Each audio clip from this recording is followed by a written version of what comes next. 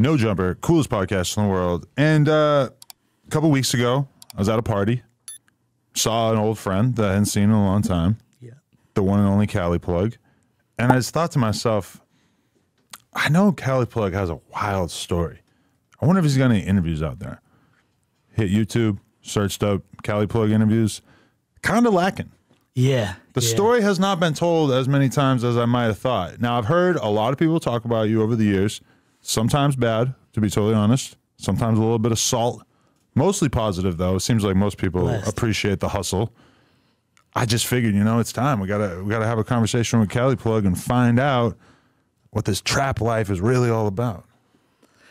Let's go, man. Adam, appreciate you bringing me out, man. It's been a while. Definitely a long time coming, man. Definitely, man. Man, you got our display here covered with all kinds of stuff. We got some yeah, that's crazy. The dually. That's 2 flavors right there. Wow. All right. So you're a marketing kingpin over here. Yeah, I love it. Yeah. Okay, but so let's get a little bit of early life. Where's Cali Plug from? Well, I was born in Michigan, Motor City. The first week I was born, my mom left my dad and came out to California. And I was out in California for a little bit. My dad talked a good game to my mom.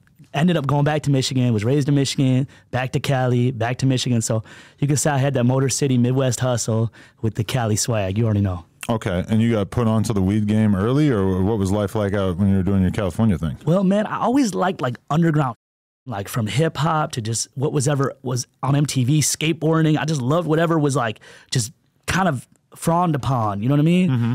And so when I was 4 years old, I was watching MTV, like Coolio, Gangster Paradise. I knew all the words, all the songs. Beavis and Butthead, I watched all that. Man, like I was that MTV kid. And it's hard for the kids out there to understand that if you were interested in the counterculture or metal or hip hop or anything, it's like you pretty much still had to watch MTV. Yeah, man, I love Green Day too. Man, when the Dookie album came out, I loved it too, bro. Yeah, me too. That was actually the first punk album I ever got into. Bro. Yeah. Great album, 1994, I think. Yeah. Okay, and so you were drawn to, like, what did you get into first? Well, I was sick on AOL Instant Messenger when I was like 8, 9, 10 years old. We have a lot of weird crossover between our stories here. Same thing, man. Bro, like that 56K modem. Now, my parents would never get me cable or DSL internet because they knew it would be a problem. They knew I'd be doing some crazy hacking, building some. But it's kind of a good thing they didn't, kind of a bad thing. I might be a computer tech. I might not be the Cali Plug right now. But that being said, I was crazy on AIM. I just would talk to girls, holler at all day, be in chat rooms, just talking, talking to women older than me. I was 8, 9, 10 years old, just on websites all day. And just, I really was infatuated by hip hop. And then weed came into the picture. When I was 12 years old, tried weed. At the time, it was Reggie's, Boom, I was hip to like the Chronic and the Dro too. I was hip to better weed, but it was just Reggie's at the time, Started selling weed when I was about 14, bringing a nickel sacks to school, 8th grade. Freshman year, bringing sacks to school. So you just had that hustle, and this was the obvious thing to sell to you? You were never like a candy salesman or anything?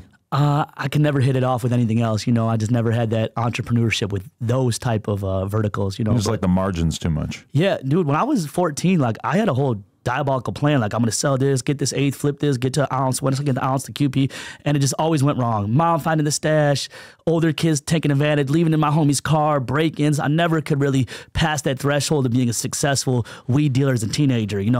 They would never let me get a cell phone. My parents always taking the cell phone away, always getting the computer and the internet taken away. So I never had the logistics to really flourish when I was between the ages like 14 to 18. Okay. And so when did you move to California after high school? Pretty much. I came out to California after high school, as you can say. When I was out here, I moved in with my sister. She's an aspiring actress. Well, she's actually an actress. She's done hella movies and commercials. Shout out to my sister. She's a dope individual. Basically moved in with her. Boom. When I moved in with her, everything was cool, and then her roommate kicked me out. Like, yo, I gotta get the out. And then my sister's like, yo, I'm gonna drive you to the airport. You can just get out, go wherever, go to Michigan, go here, go there, go to Vegas, just get out, get the out. I'm like, no, I'm not leaving. So I went over to my neighbor's house next door building, Jade Genius. That's my boy. Shout out Jade. And his brother was real at the time. And his brother is actually an Emmy-nominated producer. He's like multi-millionaire. Like, he was real at the time. And he's like, yeah, you can stay on my couch. Just give me $200. I was like, whatever, bro. Boom, $200. I was always that couch surfing. You know what I mean? Just, trying to figure it out, getting where I fit in. And like, anybody who showed me love then, I show them 100 times more love now since I'm up and successful. It's my perception of success, obviously. But yeah, Jade let me move in, and I was doing good. Boom.